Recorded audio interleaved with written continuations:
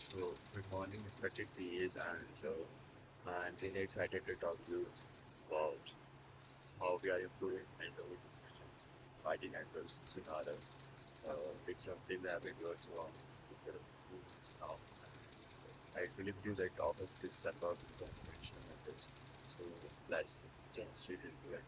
So, just set the stage first.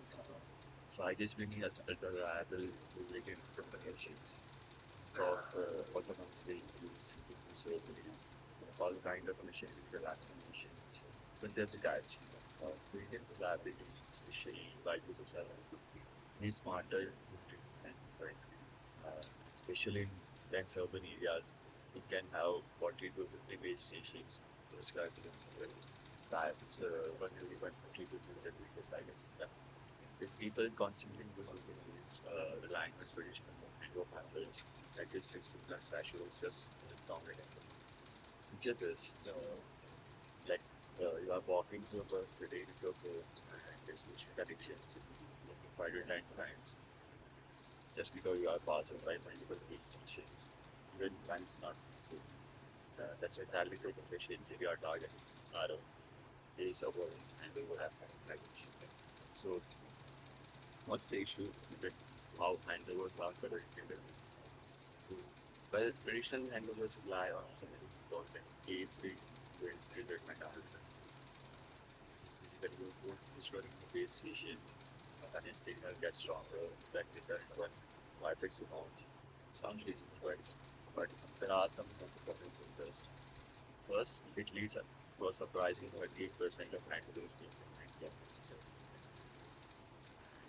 The street cover 3GPP, we are 8% from the history stuff like so more than one it's been handled doesn't happen.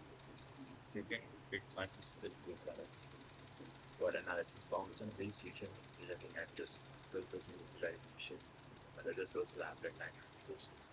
That's because traditional handles doesn't say how the base station is. They only look at this feature and the system use this. There's a 20% drop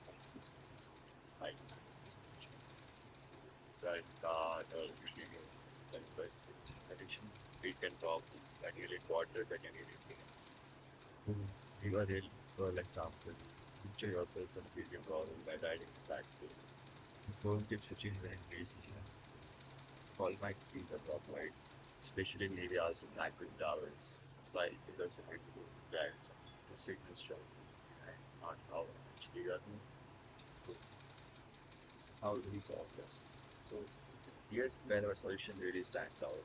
We have developed a framework that included our kind of decisions.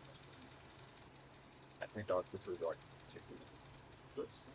So, instead of just relying on this right, we created a multi-dimensional stage space which involved different parameters. Sections like the cost, latency analysis, and even historical connection targets. The feelings of context, the system features market decisions. Second, we designed a hybrid version that see optimize the factors. Example, reward function, what drives the system, what terms to prioritize, balance throughput, handle stability, and credit management, which are all focused on Indian developers. So, we build a dual model of ILR supposed to traditional learning and new advanced state methods. This gives us flexibility to test and best define the situation. And finally, we develop a 3GPP right situation using an excellent balance.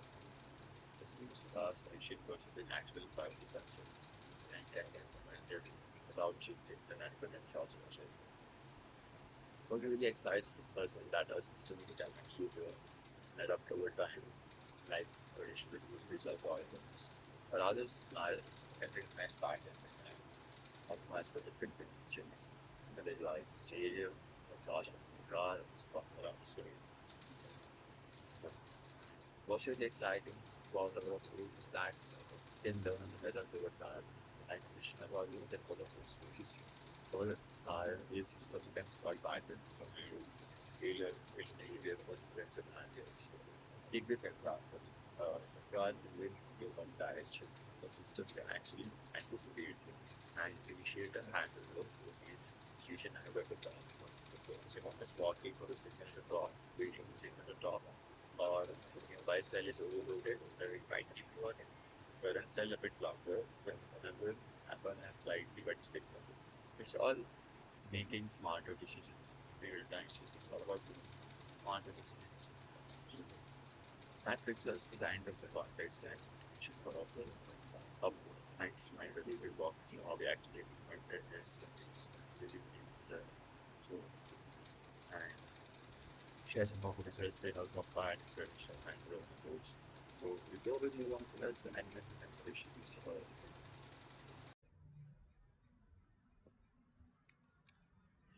Hello everyone.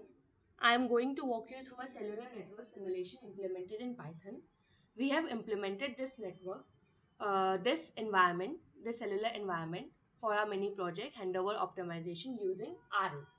This simulation includes GN nodes, UE, signal propagation, handovers, and performance metrics like RSRP and SINR.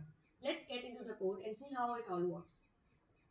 So first, we will explain the environment setup. We start with our cellular environment class. In the init function, we initialize the number of GN nodes, UEs, and GN nodes, UEs, and as well as the size of the simulation grid and how long an episode should last. This environment is 1000 by 1000 units.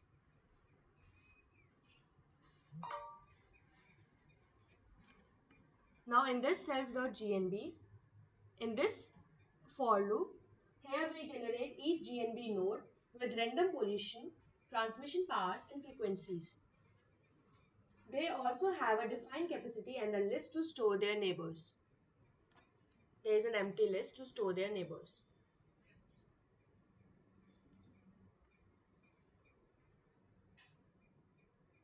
Now this function helps in establishing the neighbors. This function checks the distance between every pair of GNB nodes and if they are within 40% of the grid size. If the distance is less than 40%, they are marked as neighbors, meaning they can support the X and handovers. See, here the list is appended with the neighbors.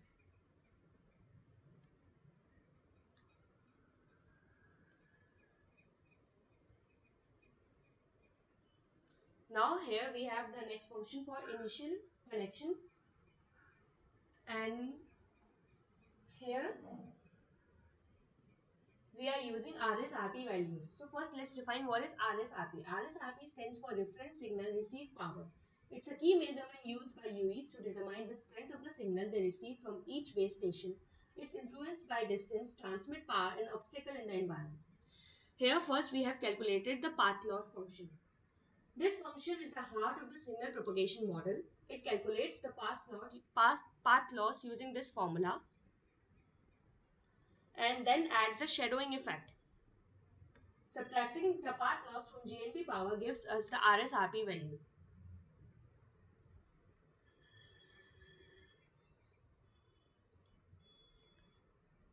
This is the initial connection function. In initial connection, we assign each UE to the best GNP node based on the RSRP values. Mobility and measurement updates.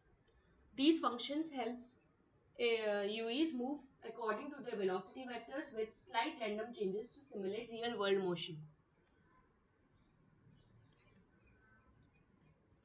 Now in this update measurement, after movement UEs update their RSRP measurement to reflect their new position. Next we have calculate throughput function. Throughput is calculated using the signal to interference plus noise ratio or SINR. SINR compares the power of the desired signal to the power of the interference plus background noise. A high SINR means the UE is receiving a strong, clear signal with minimal interference leading to higher throughput. Here we have calculated SINR. We convert RSRP to linear scale, sum up interference from neighboring GNBs on the same frequency and divide signal power by interference plus noise. Here this RSRP is converted to linear scale. Next, we have uh, handovers and ping pong checks. So this is check ping pong and perform action handover functions. So this method handles the handover between GNBs using action interface. It targets is a neighbor and has enough capacity, we switch the UE. There is even logic to check the ping pong handovers when a UE quickly returns to its previous GNB, which usually means the handover wasn't beneficial. Next, we have the simulation steps. These are the step and reset. These two functions are the simulation step. In step function, each step updates position, measurement, and throughputs. It also checks if the episodes have ended or not. In reset function, it resets the simulation with new position, velocities, and connections. At last, we have get state and interference functions. The get state returns a snapshot of each UE's state, including RSRP, velocity, and how long since it last handovers. In the last, get interference level function normalizes the interference level for a given UE if it were to connect to a target GNB. So here we have model a dense urban environment spanning 1 square kilometer representative of high traffic areas like city centers. The network comprises 5 GNBs strategically placed at 200-meter intervals forming a hexagonal grid pattern. This topology reflects 3GPP's recommendation for ultra-dense network in millimeter wave deployment. Here, each GNB service uses 30 user equipments, as already mentioned. And moving at 1 to 5 meter per second speed using a random waypoint model with pause time of 0 to 30 seconds at intersections. Now here vehicles traveling at 10 to 25 meter per second following a modified Gauss Markov model that factors in road topology and traffic signals. The action interface between GNBs are configured with 2-3 direct neighbors per cell based on Voronoi tessellation, 20 millisecond latency for handover signaling, and 1 Gbps backhaul capacity. Here, the signal propagation model. Our channel model strictly adheres to 3GPP's urban Markov specification.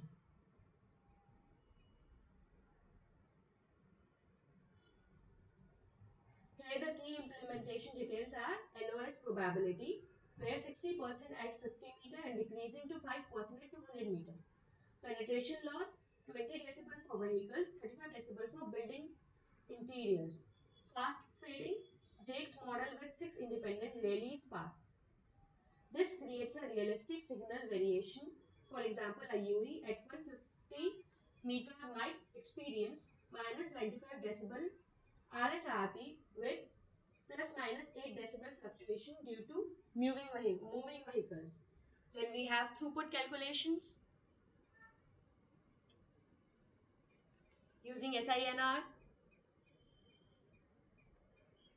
and there is handover execution,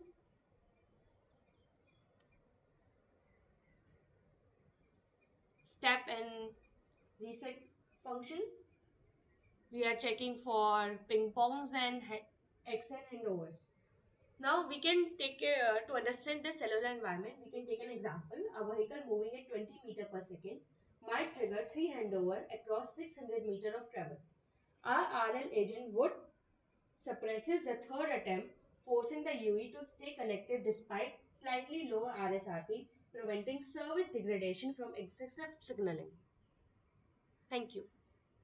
So, hello sir, I'll be continuing with my explanation of the algorithm we have implemented in our paper. So basically, in the problem we are tackling here, that is handover optimization in 5G networks, we have particularly used deep Q learning because that was what we thought was the best for our for the problem, and we worked worked on it and learn it in the time constraint. So yeah, we were confident in that. So in this presentation, I will show you the implementation of the deep Q learning algorithm for the handover optimization. And So like we I think we have understood the problem by now in the introduction and the environment setup of the 5G network. So now we have the 5G network and it is like a very dense network, and there is the user mobility, and we have to optimize the handover according to that. So we have to switch between different base stations and which are called the GNBs in the 5G network, and this process is called handover itself, where the user switches between the where the GNBs switch as the user moves. That is what we have to optimize with our algorithm. Like now the handover algorithms that we have in 5G networks implemented till now, they are traditional, and they simply rely on the how the signal threshold works and those things. So now we have to optimize that according to all the parameters that we have, like how the user moves and all those things. So we have to also account for the network load, like what is the throughput, and the ping pong handovers, I think which Malaika has explained to you, but the ping pong handovers are those where the frequent handovers happen between two GNBs or cells, because the user is moving here and there again and again. So that is why the ping pong handovers happen. So that is a very inefficient kind of a handover. So that is why we have to optimize that too. Now we have used the deep queue network in our algorithm, which makes handover decisions based on these factors in the environment, which we have already discussed. So we any reinforcement learning problem is called also the Markov decision process, or MDP. So we will formalize the MDP first, and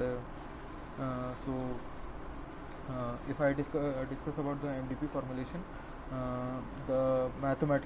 it is the mathematical framework for the decision making, and it is for decision making where the situations are random and somewhat under control of the decision maker. Okay, so in our environment we have taken for example 30 UEs, because there is not such an environment already available to us, so we have worked on a data set according to that. So 30 UEs, so yeah, 30 parallel Markov decision processes. So the key components of those are for firstly talking about the state space, which is the first thing we have in our RL environment.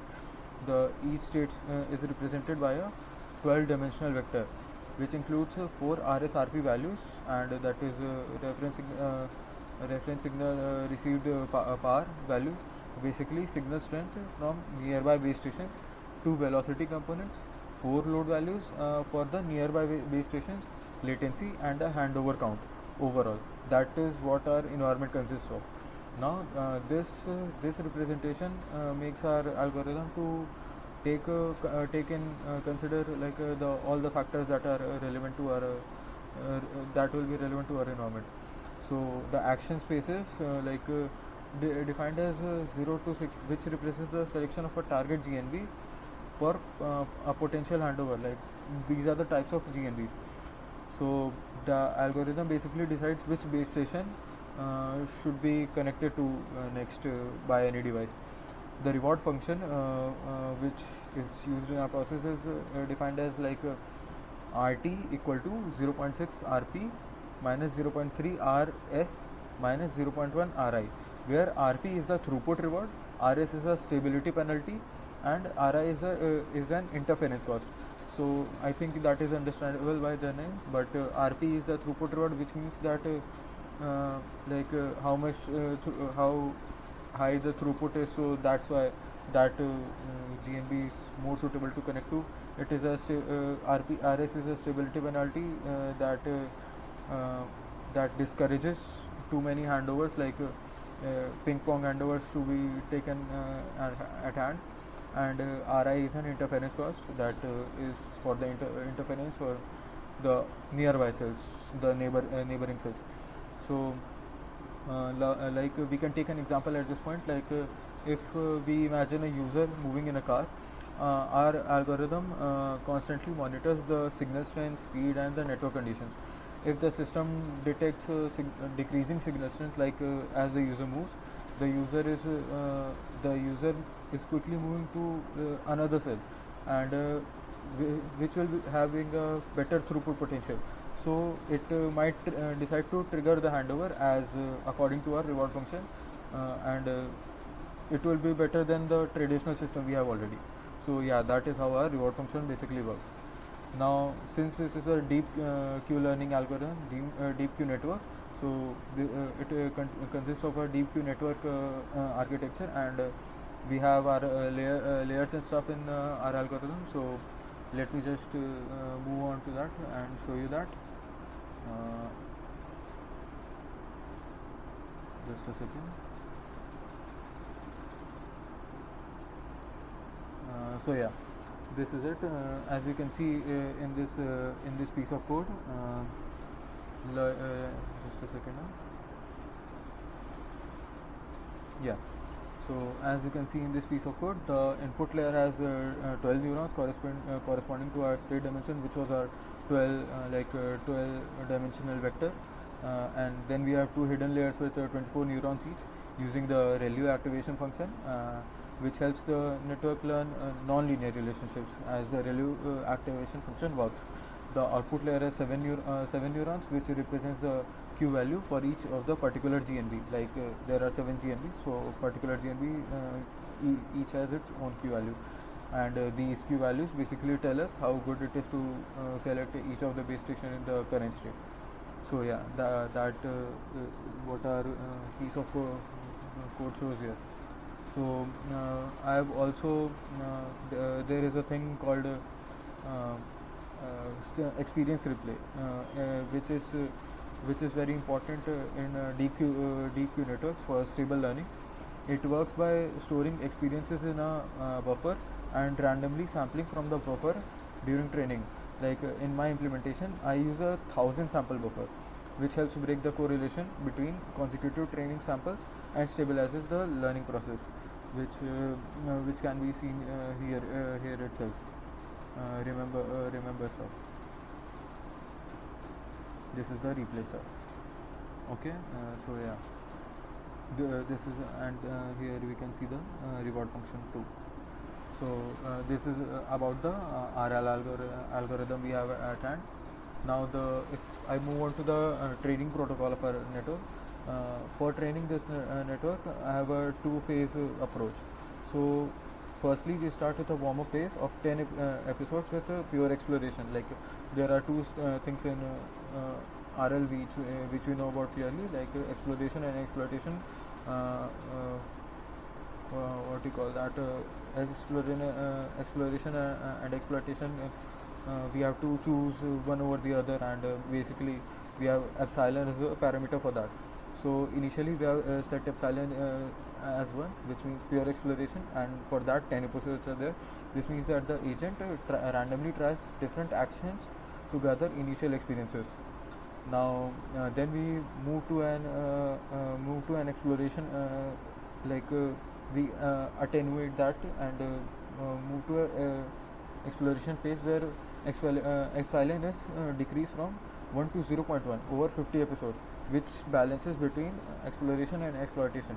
Finally, we use batch learning with 32 sample mini batches every 5 steps. In this file, just a second, let me show you that. In this main file, yeah, you can see see this thing. If these are the episode rewards list, which will store the rewards, and this is the target GNB. If equal to current GNB, then we can continue just, and we are enumerating over the states and UEs. So we are performing the X and handover, which we were taught about, and we are working on in our problem, which is our problem, the X and handover. So in this, basically the agent observes the current state of the environment, which includes signal strength, velocity, and the network load, and it then selects a target GNB, and which we can see that using the epsilon greedy approach, which can be seen in the problem itself, in the code itself. Now the environment executes this action and returns a reward and a new state, which can be seen in our piece of code. Now the agent stores this experience and learns from. Sorry, sir. I think some of my part got cut off at a point. So I think I have to continue from epsilon greedy policy. So yeah, when I was explaining the epsilon greedy policy, the I'm talking about the agent when it observes the current state of the environment, and the current state, which includes the 12-dimensional vector and the parameters it has, like the signal strength, velocity, and etc. It then selects a target GNB, which is the which we'll move on to and do the handover to. So it is done being using a epsilon greedy policy. Now the environment executes this action and returns a reward and a new state. Okay, so and after that, this experience what the agent has done, it stores it and learns it by updating the Q network, which we have. Now the reward function is the critical part of any reinforcement learning algorithm in general. So it guides the learning process. So in our implementation, we have first we have the throughput reward, which is the RP, and RP is defined in our algorithm as the throughput by as the given throughput by 100. Okay, so yeah, that is the throughput, and we are taking the log of the 1 plus the new throughput, which is how we are normalizing it. After that, we can see in the code how we are taking RS, which is the which is the stability penalty, and RI is the interference cost, as we can see. So that are the three parameters in our algorithm, and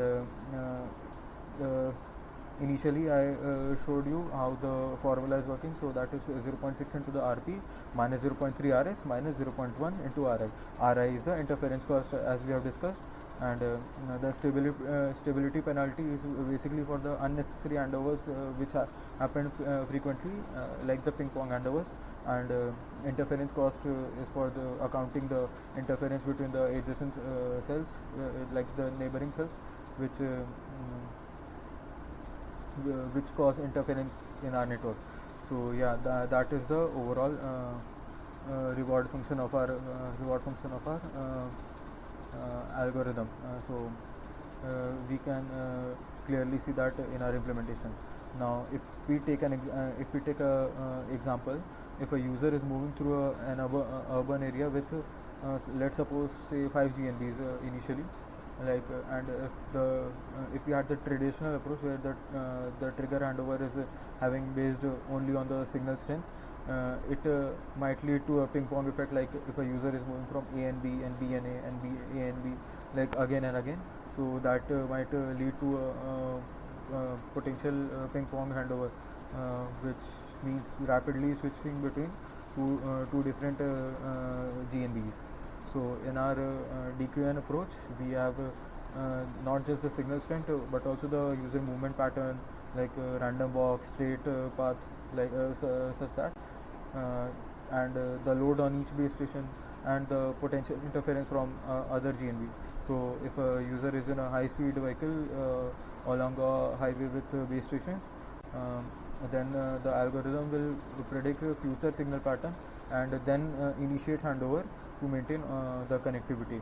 And if we take another scenario at hand, like if a user is present in a highly crowded area, so in that particular case, the user there will be load on a particular GNB. So that is why our algorithm takes account of that too, and then potentially switches to another GNB which has less load, and which will provide us more throughput. So yeah, and as the reward function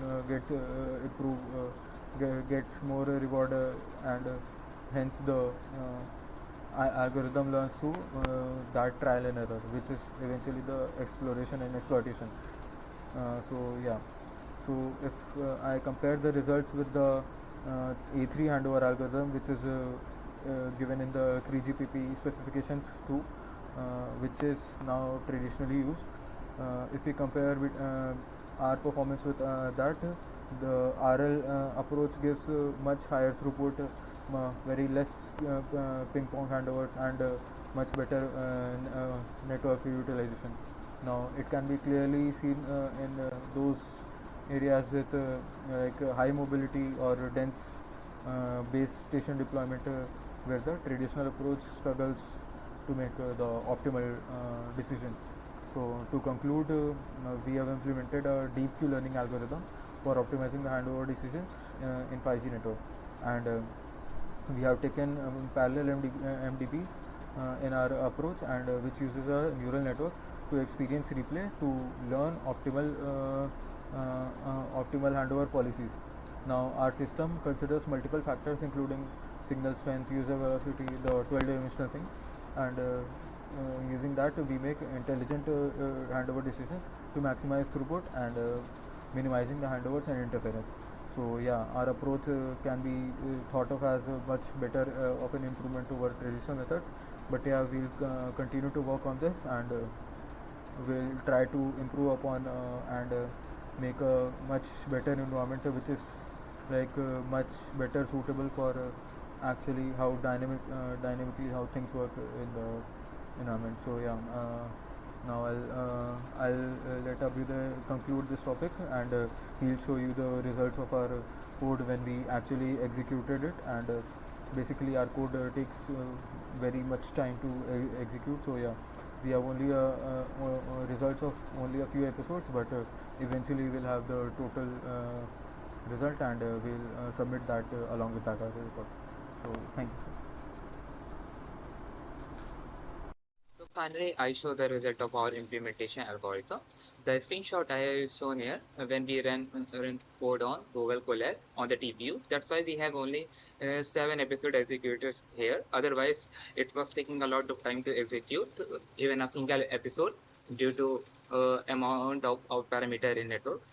So in the result, we can clearly see that the reward is increasing and decreasing sometimes. So like natural queue learning algorithm, and we can also show that epsilon greedy approach is working as the epsilon is getting updated accordingly from exploration to exploitation. So yeah, we can clearly say that our agent and our algorithm works well. So now we move on the result part. So first of all, the number of speak volumes after just 50 training episodes, our deep learning algorithm outperformed traditional handover technique across the board. So we observed 22.4% increases in the median throughput from 69.9 Mbps to 78.3 Mbps. That's a major boost in speed, which translates to smoother user experience and less congestion on the network. Next one is we achieved 38.1 reduction in the ping pong handover. That means fewer interruption and less unnecessary signaling and better overall quality of the service. Finally, we improved the load balancing. The Gini coefficient dropped from 0.43 to 0.19, meaning that we are utilizing network resources more evenly and efficiently.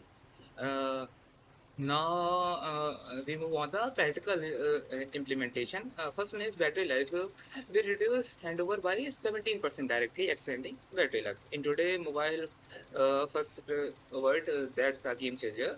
Second one is quality of experience, especially for the high mobility user. We reduce VONR drop rates by 14%. 41%.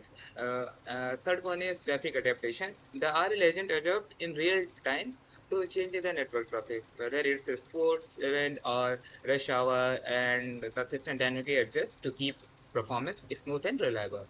Now we move on the future direction. First one is multi-agent coordination.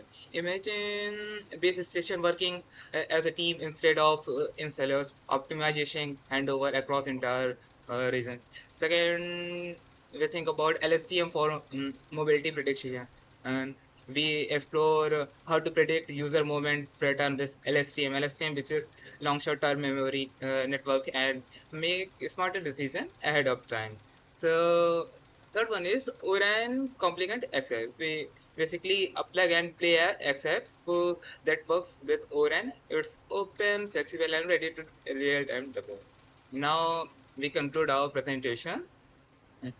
This work as a measure to accept what intelligent mobility management for 5G advanced by bridging reinforcement learning with 3GPP standard. We have shown real paths to smarter, more efficient handover. Thank you.